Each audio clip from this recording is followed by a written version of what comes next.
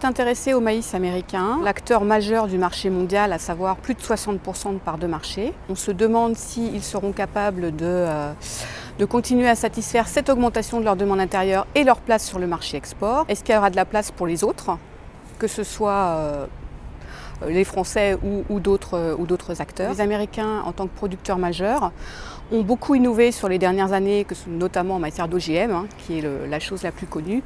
Donc la question que l'on peut se poser, c'est comment ça s'est passé et est-ce que ça apporte quelque chose en matière de compétitivité. En 5 ans, on a augmenté autant la demande que dans les 20 dernières années.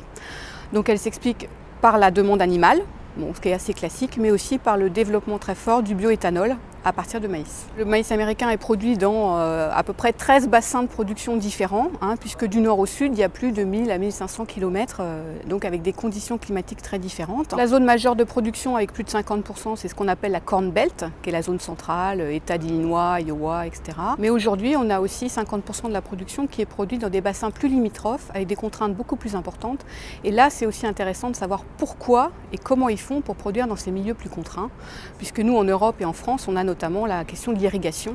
Alors le constat, c'est qu'il y a à peu près 3 systèmes de production. Le premier classique de la Corn Belt avec la rotation maïs-soja, un fort recours aujourd'hui aux OGM. Après un deuxième système en maïs irrigué, avec un potentiel de production équivalent, des rendements autour de 11 à 12 tonnes, donc ce qu'on peut trouver en France en maïs irrigué, avec des rotations monoculture de maïs. Et puis enfin, un système qui est intéressant en soi, puisque fortement sous contrainte, en Kansas sec, avec des conditions extrêmement limitantes en matière de température et d'eau.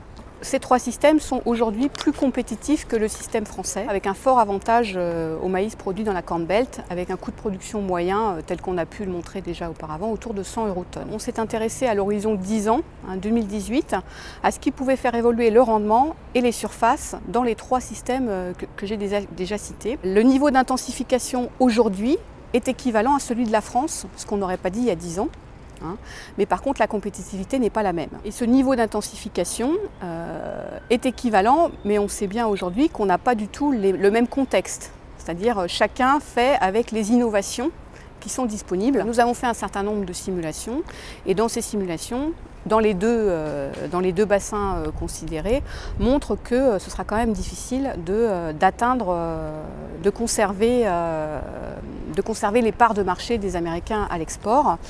Et que si en moyenne c'est possible, dans les hypothèses de progrès génétique les plus importantes, avec l'aléa climatique qu'on connaît historique, ce sera extrêmement difficile et il pourra y avoir des années beaucoup plus problématiques que d'autres.